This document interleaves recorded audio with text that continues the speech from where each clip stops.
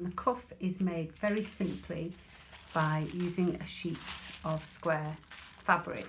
So there's the pattern. So it's all it is a square piece of fabric that wraps around like this, and we attach the button and the buttonhole. Okay, so here I have the second sleeve. I've pulled the pleats in as according to the sleeve pattern. What I'm going to do is I'm going to put the two ends together like this, and I'm going to add my own notch. So I'm just going to notch the middle bit there, so that's the centre, like that. You can see the notch just there. And I'm going to do the same with this one. Now this is just a rectangular piece, so there's nothing there. And I've actually notched it already. I'll just notch it a little bit bigger. And there we go. So there are two notches. Should be able to see them there. And what happens is I'm going to place seam allowance. Now be careful, if you're going to make notches like me on there, make sure it doesn't go beyond your seam allowance. So the seam allowance on this pattern is 5/8, but the person I'm making it for has quite long arms, so I thought I wouldn't make it 5/8. I'm actually going to just cut away, so at 1/2 inch. So I'm going to mark this at 1/2 inch and sew along there, or I can just use a seam guide. And if I'm going to do 1/2 inch there, that means I'm going to use 1/2 inch there, which means I end up with 1/4 inch longer. Now 1/4 inch doesn't sound like a lot, but it does make a difference on a sleeve. So I'm just going to pin the cuff to the sleeve, and I've got the pleats there to match the notch. And then pin it all together. Now I can put the pins in however which way, because I'll pull them out as I sew.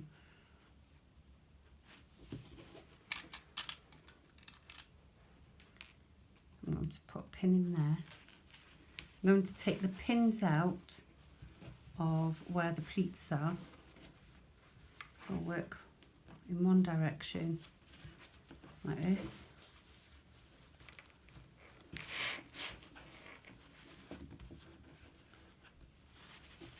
Make sure that pleat is in properly. Take that pin out and replace it. And I'm going to put a pin in there. Okay. Do the same along this side now. Pop a couple of pins in. Like that. Take out the pleat pin. Just holding on to the pleat, don't let it go. Go and replace that pin and place that in.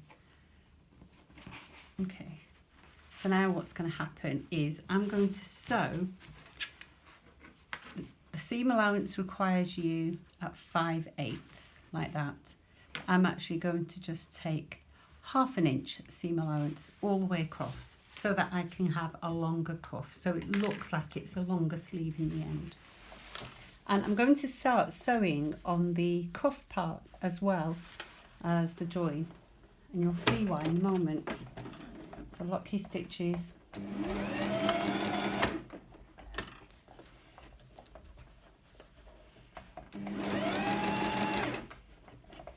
we go. Okay. So I need to press this seam into the cuff. You want it lost away. Okay. Now I need to fold that side 1/2 inch.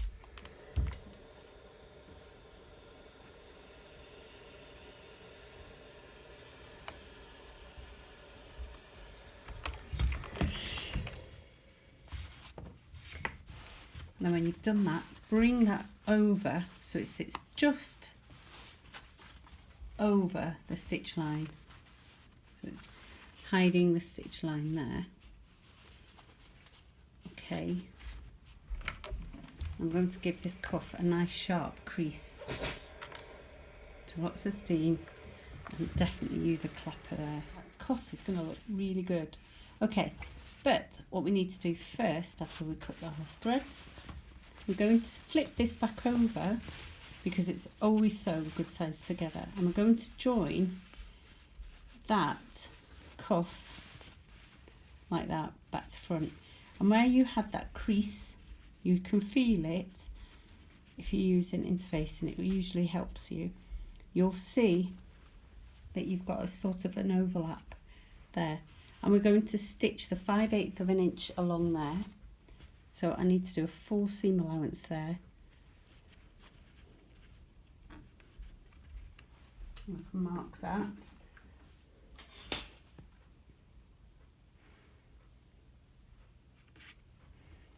And watch, it sort of just comes before that join.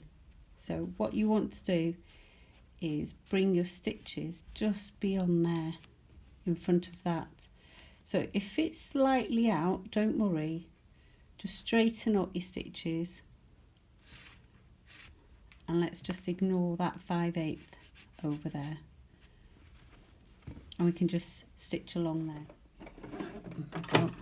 And I'm going to place that seam guide so it sits nice and level and helps me keep a nice straight line.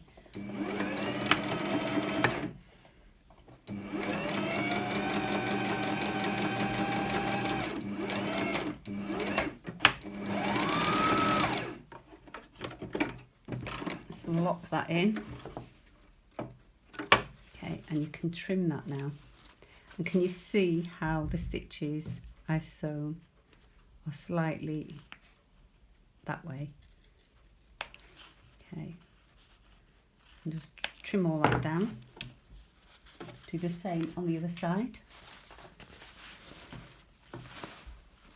It's better to start at the top there because we want to be able to see. So I want a slight overlap.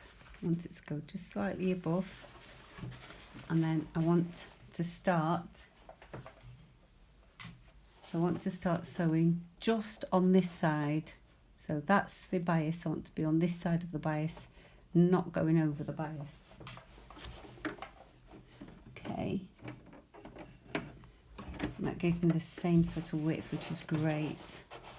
I'll just take that pin out, make sure it's nice and level. No creases, no bumps.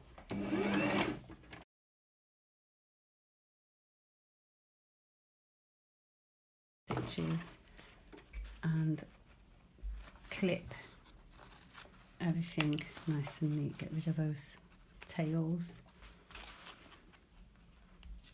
And then what we want to do is flip this through, push out the corners, get a nice crisp corner if you can. So you're pushing them out, not poking. Okay.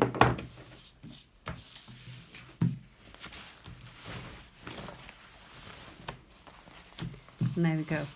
So there's the cuff. It's easy as that. So all that we need to do now, get rid of any threads, all we need to do now is just make sure that these edges are nice and crisp. Now if you wanted to attach a pattern or a shape or anything to your cuff, so for instance, you don't have to follow the pattern's instructions. That corner could have been clipped away. So instead of having a square corner like that, you could have gone zip across that corner and had a nice square finish. Let's see if we can mimic it on this. So you could have had a square finish. Same you could do with a curve. You could do a scalloped edge. You could do whatever your imagination allows you to. So don't be stuck on doing a square finish. Once that's done, we just need to top stitch that down. You can hand stitch it if you want to, give it a hand stitch, or you can just do a top stitch on that side, or if you want to, so I finished it with a top stitch there. It's finished with the top stitch even further in, so my top stitch is right by the seam. This one is well over there, out of the way, so you can see out of the way there.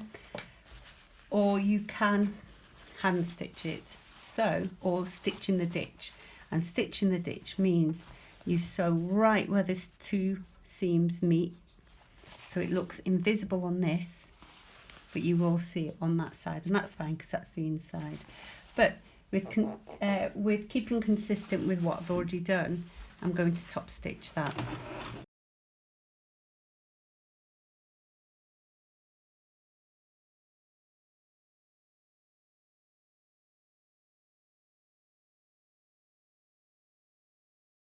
Now again, if you want to, you can top stitch, go all the way round and come back to the start.